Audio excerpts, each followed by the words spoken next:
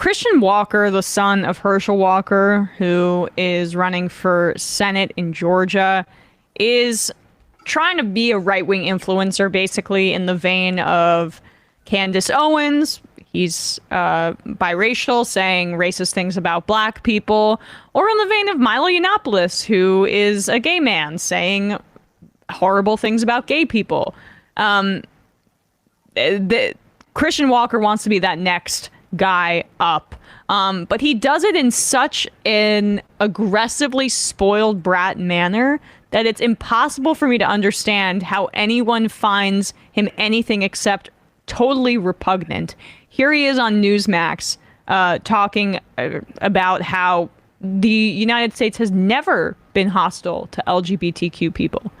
Yes, actually, he says this. So I got to ask you, though, I mean, what you've seen with the Democrats is a mere fact of what I call is the destruction of the institution of family and gender, and creating so much of this chaos, I think, in our schools and across the board in our communities. How do you think the Black community reacts to this? How can they take charge and push these leftists out and say, this is not part of who we are in our community?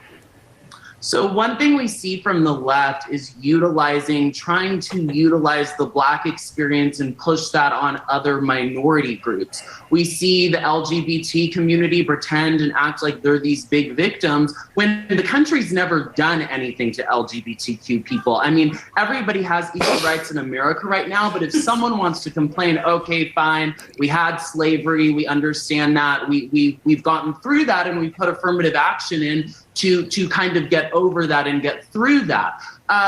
This idea, and I feel like the Black community, I see it. They don't support affirmative action. Gets very upset seeing Democrats specifically use other minority groups and try to use the Black experience and push that on them, and push things that were put in place to help descendants of slaves, put those programs in place to help other people as well. So I think it's just divisive. And I think we need to realize that we're really blessed to be in a country where everyone is equal, and move on from there.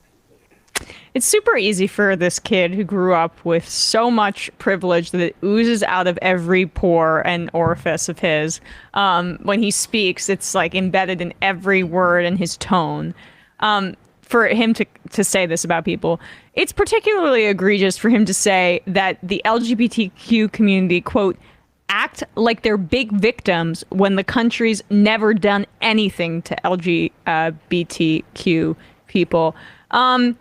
I don't know. Perhaps we should get a history lesson. Perhaps he should just Google Stonewall. Perhaps he should just Google the AIDS crisis. And that's just in the 20th century. Yeah, you can mean just the lavender scare. During the second Red Scare, the government purged more LGBTQ people from government positions under the argument that it was more likely they would be blackmailed by the Soviet Union due to their status as being gay. They were more like blackmail material on them. And so they were purged out of their jobs. They became functionally illegal to be, LGBTQ and hold a government or public position in government office during that time. People don't talk about it because people kind of, even though we don't talk about the Red Scare and the effects generally. Sodomy.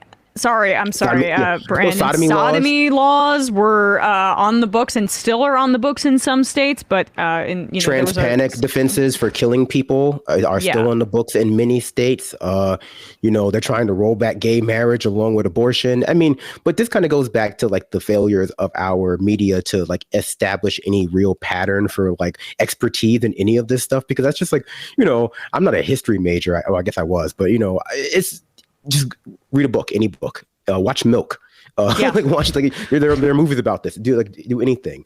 But just his identity, and for the sakes of the way discourse happens in the mainstream media, is enough for most people to go yeah, he must be an expert in this. If he's saying it, then it can't have possibly been any other way. And, you would just hope people would be a little bit more intellectually curious when there's such an obvious lie being told to them.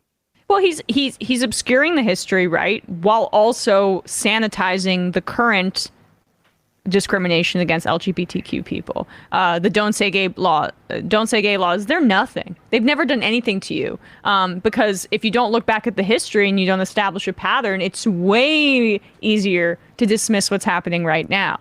And that's the function he serves. Like, look, it's lucrative. I mean, not sure he needs the money, but it seems like he's trying to create some sort of career based on this. Yeah, like he's a Republican political operative. Oh yeah, the road to hell is paved with gold for these right-wing influencers. I would just like to share this tweet by Glenn Greenwald from December. Herschel Walker's son Christian is black, gay, young, very smart, and very independent-minded, and he's going to be driving liberals absolutely crazy for a very long time to come.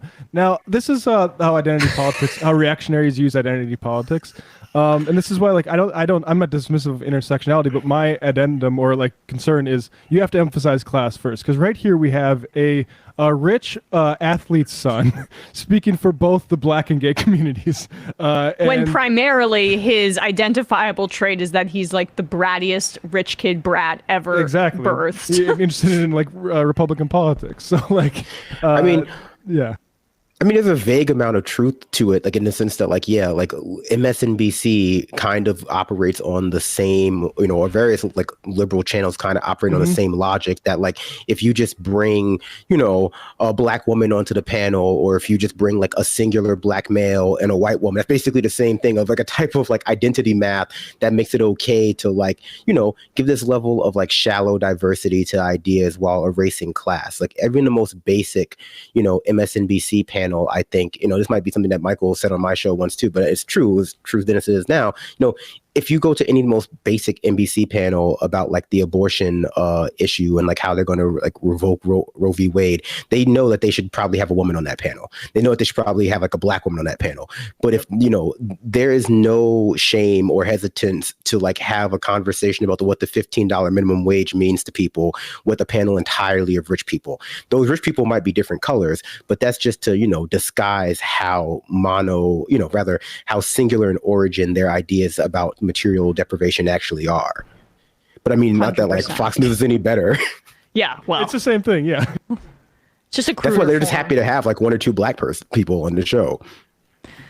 Yeah, because I mean, then you get the weird thing where he says, and that's why we do affirmative action, and everyone has to be like, yeah, are you? He's so lost, but it doesn't really matter. Like he's just there to say that gay people have never been discriminated against. But that was a vaguely positive case for affirmative action that he made accidentally. All right, let's do this Joe Rogan thing. I'm still thinking about that Glenn Greenwald. I remembered that too. I remembered him saying something about Christian Walker too, and I just didn't look it up. And let me tell you, I don't remember it being that over the top ridiculous. So thank you, Matt. It's a Glenn tweet, so it has it ages like fine wine, honestly. Yeah, it has many adjectives too. I love. It's so funny how he uses very at least twice and maybe 3 times in that tweet.